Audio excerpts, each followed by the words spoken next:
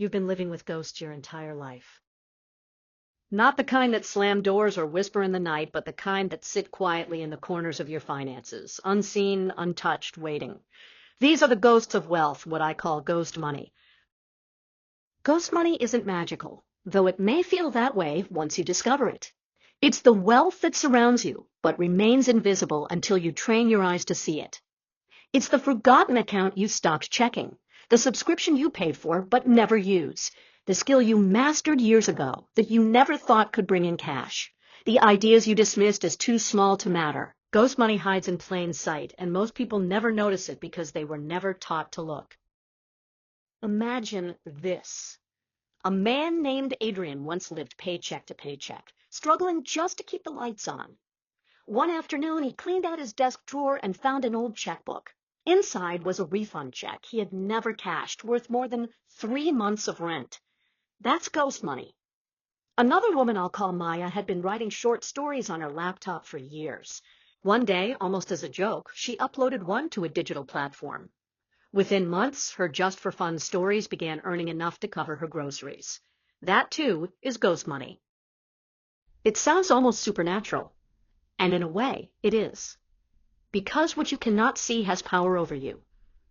Poverty, for many, is not simply the absence of money, but the absence of vision, the inability to notice the wealth hidden in everyday life. Think about it. How many times have you walked past coins on the street without picking them up, telling yourself they were too small to matter? That's exactly how ghost money slips past you daily. You dismiss opportunities because they don't look like what you imagined wealth should be. You look for stacks of cash, but ignore the streams of trickles that could eventually fill a river.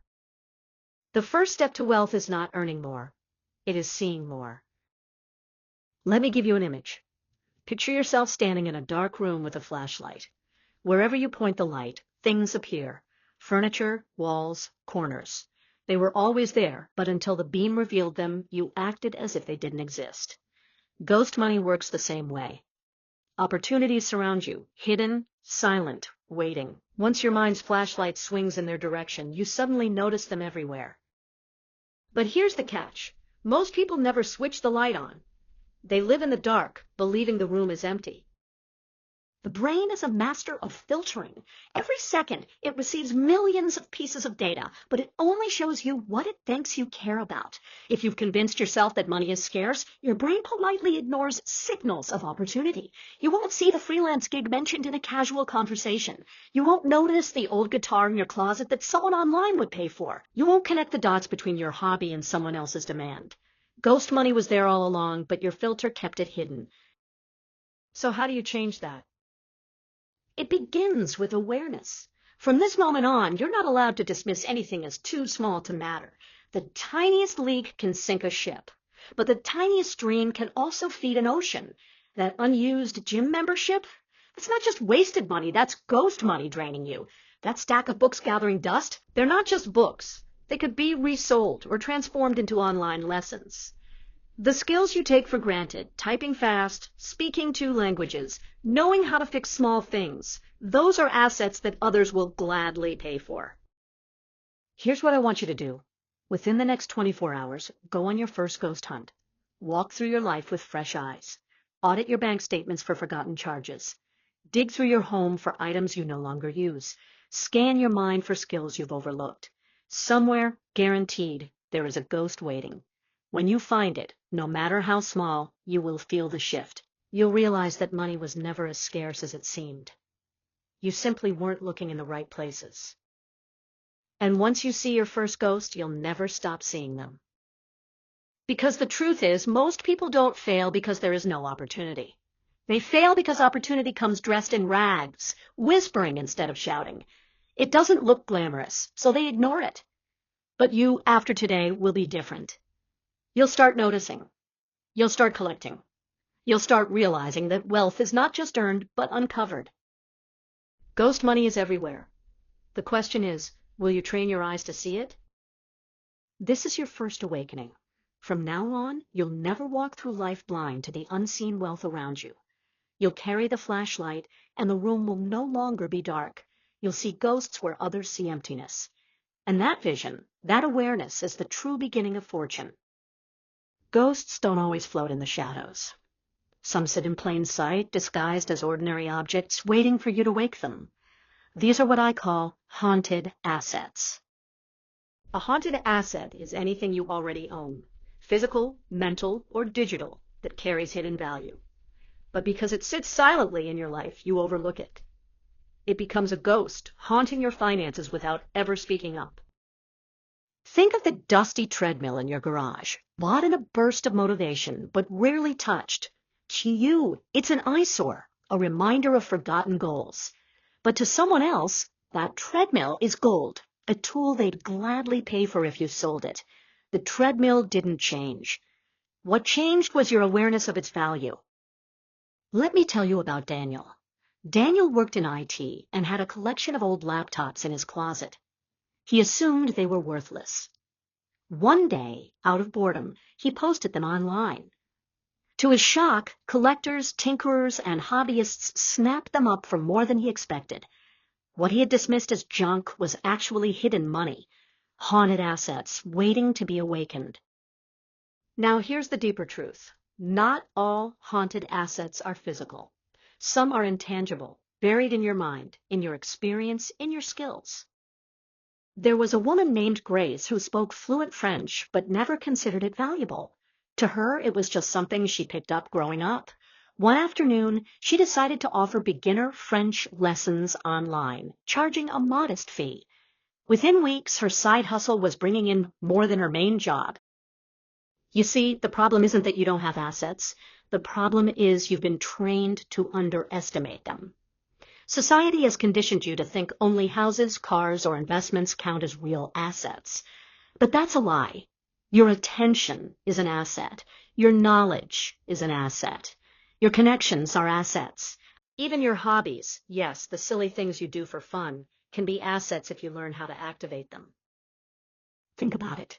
That friend who always comes to you for advice on relationships, that advice is an asset. The recipes you keep in your grandmother's notebook, an asset. The way you organize things effortlessly when everyone else is overwhelmed, another asset. Haunted, invisible, waiting. The question is, will you notice them or will they keep haunting you silently? Here's a simple exercise I want you to try tonight. Take out a sheet of paper or open a blank note on your phone and title it The Exorcism List. On this list, I want you to write down at least 10 things you already own, know, or can do that could possibly be valuable to someone else. Don't censor yourself. Don't tell yourself this isn't good enough. Write it all down, even if it feels silly. For example, that camera you don't use anymore. The second language you know. Your ability to cook 3 really good meals. The spare room in your house. The knack you have for editing photos. At first, you might only come up with 3 or 4, but keep pushing.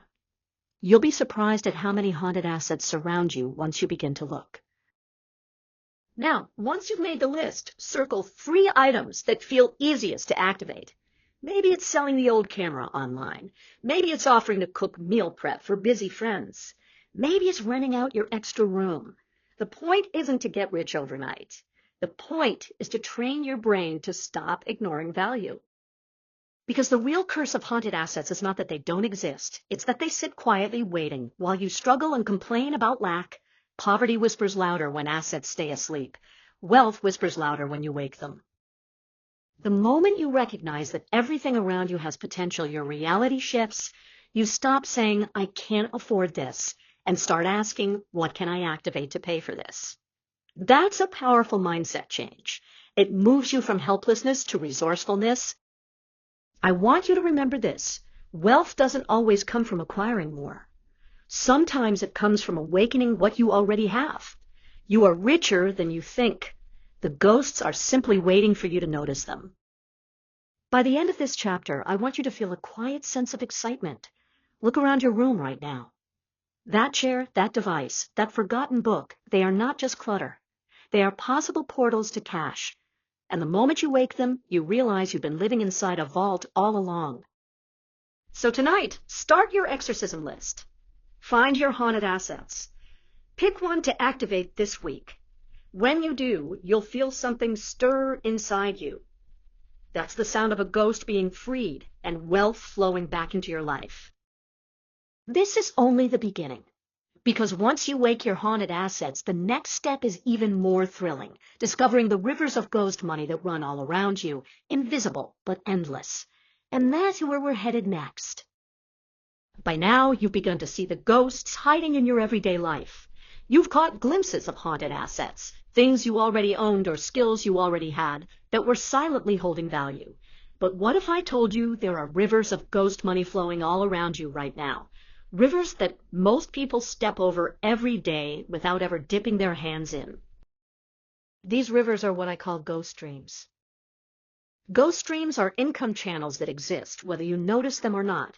They're invisible because they don't announce themselves. They don't look like a paycheck. They don't wear the suit and tie of a traditional job. They whisper instead of shout. But once you learn to recognize them, they can flow steadily, quietly, endlessly, like water beneath the ground. Let me give you an image. Imagine you're walking across a desert, parched and thirsty, thinking there's no water anywhere. But beneath your feet, a river is flowing underground, hidden from sight. All you need to survive is to dig. That's what ghost streams are, the underground rivers of wealth that flow beneath your daily life. The internet is full of them. Take the story of James. James loved photography. He wasn't a professional, just a hobbyist who enjoyed taking shots of sunsets and city streets. One day, he uploaded some of his photos to a stock image site. He thought nothing of it. A year later, he logged back in and realized he had earned thousands of dollars in royalties, money he didn't even know was coming in. His photos had been downloaded hundreds of times while he went about his life. That's a ghost stream. Or consider Maria, who recorded herself teaching yoga stretches during the pandemic. She uploaded them to a small YouTube channel. She didn't have fancy cameras or editing, but slowly her videos started getting views. Then ads began paying her monthly checks. She went from worrying about bills to having a steady flow of income from videos she had made once then forgotten. Another ghost stream. The beauty of ghost streams is that they don't require your constant attention. You don't have to be present every second for them to produce. They're the opposite of trading time for money. They're about planting seeds once and letting them grow roots in unseen soil. But here's the secret. Most people never access them because they look too small at first. That blog post that earns you 10 cents today, people dismiss it. That digital product that sells only one copy a week, too insignificant. And so they quit before the river has time to flow. They don't realize that streams start as drips. A drip can feel like nothing, but over time, drip by drip, it carves canyons. So how do you create your first ghost stream? It begins with asking, what can I do once that will keep producing value long after I stop touching it? It might be writing an ebook or guide, creating a digital course, recording audio content, selling design templates, licensing music, art, or code you've already created, building an affiliate link system where you recommend things you already use. None of these require you to reinvent yourself. You already have the raw material, the skill, the knowledge, the hobby, the product. The internet is simply the riverbed where the water can flow. Now let me give you a simple exercise I call Summon Your First Stream. Within the next 7 days, I want you to pick one thing you already know or own and set it in motion. If you like cooking, upload a simple recipe video. If you write, publish a short ebook online. If you know fitness, record a short tutorial. If you have no creative outlet at all, sign up for an affiliate program and share one link for a product you genuinely use. Don't overthink it. Don't aim for perfection. Ghost streams don't need perfection to flow, they need presence. The act of putting something out there awakens the current. Because here's the truth. Once you summon one ghost stream, you begin to see them everywhere. You realize the internet is filled with hidden rivers, waiting for you to dig just beneath the surface. And the more streams you uncover, the more they merge into rivers, rivers into lakes, lakes into oceans. That is the power of ghost money. But remember this, ghost streams are not just about passive income. They're about shifting your identity. You stop being only a worker who trades time for money, and you start becoming a creator of wealth that flows independently of your hours.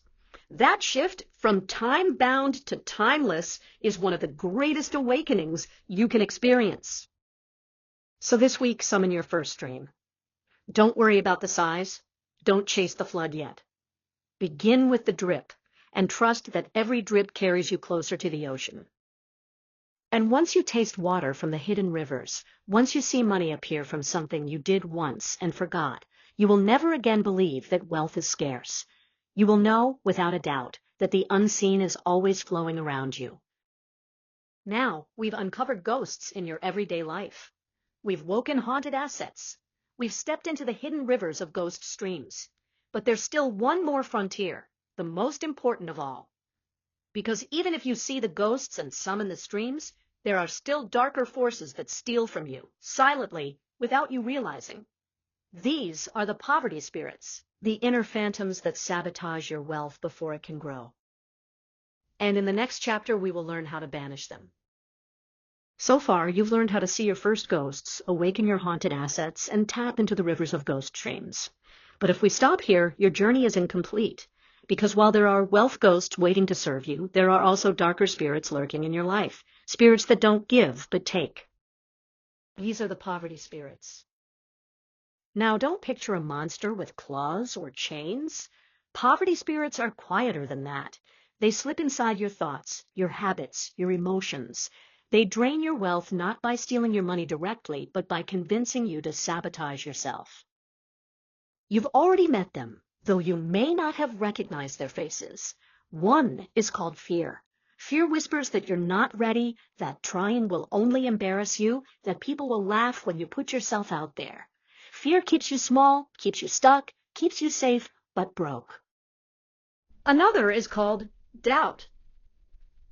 Doubt tells you that your idea isn't worth anything, that your skills are too ordinary, that you don't have the right tools or the right timing. Doubt convinces you that the ghosts you've discovered aren't really there, or that you don't deserve them. And then there's procrastination, the trickster. It says tomorrow, always tomorrow. You find a haunted asset, but instead of activating it today, you wait. You see a ghost scream, but you tell yourself you'll build it next week, next month, someday. Procrastination feeds on delay, and while it keeps you dreaming, it also keeps you poor. These are the spirits that haunt most people for life. They don't realize they're possessed by them. They just think wealth isn't possible, when in truth, it's these phantoms whispering in their ears. The question is, how do you banish them? The first step is to name them. Call them out. When you hear the voice that says, "You're not ready," recognize it. That's fear speaking. When you hear, "It won't work," recognize it. That's doubt. When you say, "I'll do it tomorrow," recognize it. That's procrastination. Naming a ghost is the first step to taking away its power.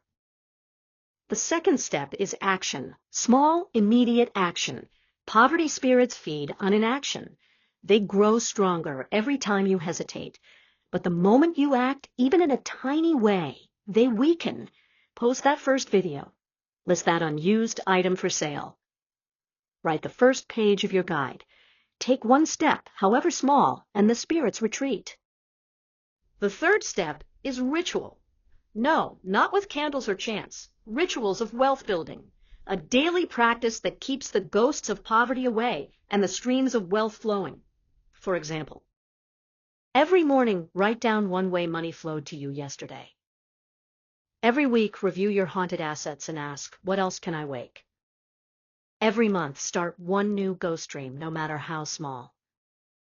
These rituals are your shield. They keep your awareness sharp, your energy open, your vision tuned.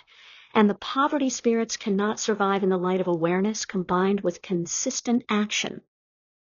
Now, let's imagine your future. You no longer walk blindly through life. You see the first ghost, the haunted assets, the hidden streams. You've banished the poverty spirits. You're no longer someone haunted by invisible loss. You're a ghost hunter of wealth, a collector of the unseen. And as you live this way, something profound happens. Wealth becomes normal. Ghost money, once invisible, is everywhere.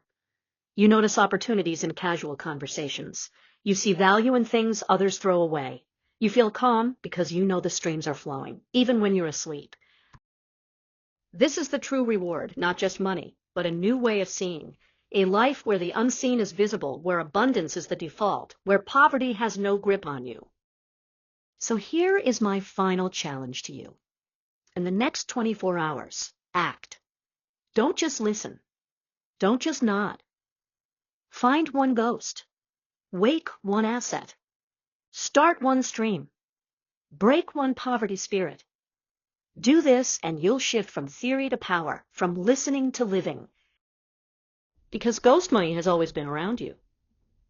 It was never hiding from you. It was waiting for you to open your eyes.